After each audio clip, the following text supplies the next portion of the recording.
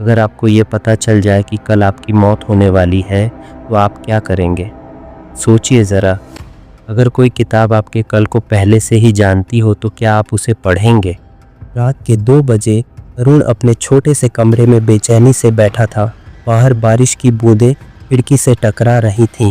पंखा घूम रहा था, लेकिन उसके दिल में सिर्फ एक ही सवाल गूंज रहा था। अगर डायरी में लिखी बातें सच हैं, कल क्या होगा? तरुण एक छोटे से शहर में लाइब्रेरियन था। उसका जीवन बिल्कुल सामान्य था। सुबह लाइब्रेरी जाना, शाम को घर लौटना और छुट्टियों में पुरानी किताबें पढ़ना। दोस्त ज्यादा नहीं थे, सिर्फ एक दोस्त था, समीर। एक दिन लाइब्रेरी के पुराने स्टोर रूम की सफाई करते वक्त जस को एक पुरानी भूरे रंग की डायरी मिली। डायरी का कवर फटा हुआ था और किनारे घिसे हुए। ऊपर लिखा था, कल की तस्वीर। तरुण को लगा किसी की पुरानी यादों की डायरी होगी। उसने पहला पन्ना खोला और उस पर लिखा था, 15 जून। आज लाइब्रेरी के बाहर एक लड़की बिना छतरी के बारिश में भीगती दिखाई देगी। तुम उसे देखकर मदद करने की सोचोगे, लेकिन उसके जाने के बाद तुम्हें उसका रुमाल मिलेगा। तरुण मुस्कुराया। क्या मजाक है ये? भविष्य बताने वाली डायरी। लेकिन उसी दिन जब वह लाइब्रेरी के बाहर निकला, सच में एक लड़की बिना छतरी के भीग रही थी। वो उसे मदद देने के लिए बढ़ा, लेकिन लड़की भाग गई और वहीं जमीन पर एक रुमाल गिरा हुआ था। तरुण के दिल की धड़कन तेज हो गई। तरुण ने अगला पेज खोला। 16 जून। लाइब्रेरी के पीछे के कमरे में एक पुरानी अलमारी गिर जाएगी। किसी को चोट नहीं लगेगी, लेकिन तुम डर जाओगे। अगले ही दिन वही हुआ। बिना वजह अलमारी गिर गई। अब तरुण को लगने लगा कि ये कोई मजाक नहीं, डायरी जो कहती है वही हो रहा है। धीरे धीरे डायरी में छोटी छोटी बातों के अलावा कुछ बड़ी खतरनाक घटनाएं लिखी दिखने लगीं। एक दिन लिखा था, 22 जून। शहर के पुराने पुल पर एक बड़ा हादसा होगा।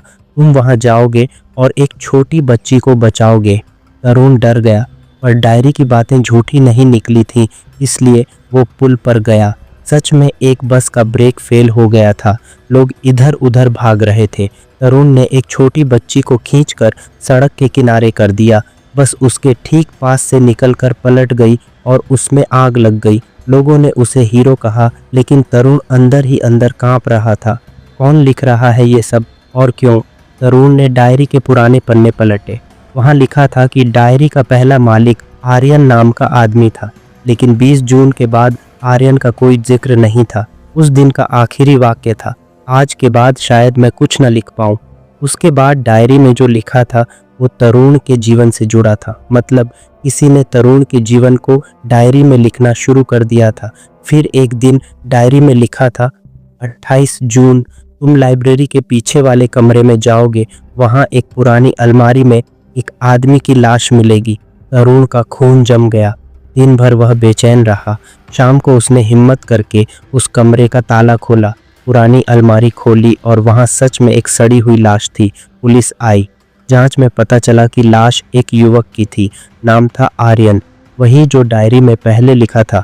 मतलब डायरी का असली मालिक मर चुका था, लेकिन डायरी अब भी तरुण का भविष्य बता रही थी। तरुण ने कांपते हाथों से डायरी का आखिरी पन्ना खोला। 30 जून। रात के 2 बजे तुम अपने कमरे में अकेले बैठोगे। दरवाज़ा अपने आप खुलेगा। तुम समझ जाओगे समय आ गया है।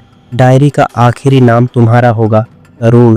तरुण डर से कांप उठा। उसने सोचा डायरी को जला दे, लेकिन दिल नहीं माना। उसने समीर को फ़ोन किया।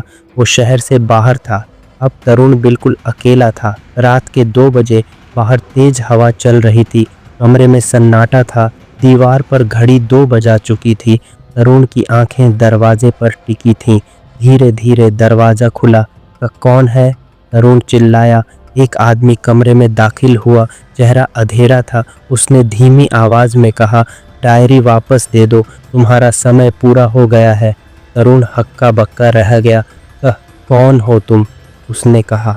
मैं आर्यन हूँ। तरुण पीछे हट गया। लेकिन तुम तो मर चुके हो। आर्यन मुस्कुराया। जिसने भी इस डायरी को छुआ उसकी ज़िंदगी इसका हिस्सा बन जाती है। मेरे बाद तुम डायरी के मालिक बने और अब तुम भी वहीं जाओगे जहां मैं गया। उसने डायरी के आखिरी पन्ने पर उंगली रखी। वहाँ लिखा था, तरुण मर गया। तरुण चिल्लाने लगा। उसने डायरी को जलाने की कोशिश की, लेकिन डायरी अपने आप हवा में उड़ गई और गायब हो गई। तरुण जमीन पर गिरा और बेहोश हो गया।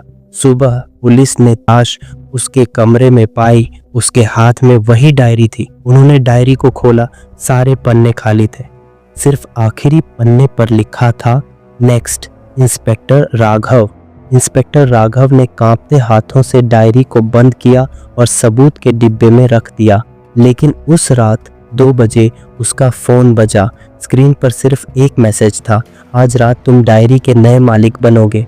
अगर आपको ये कहानी रोमांचक और दिलचस्प लगी हो तो लाइक ज़रूर करें, सब्सक्राइब करें हमारे चैनल को ऐसी और कहानियों के लिए, और कमेंट में बताएं अगर आपको ऐसी डायरी मिल जाए तो आप क्या करेंगे।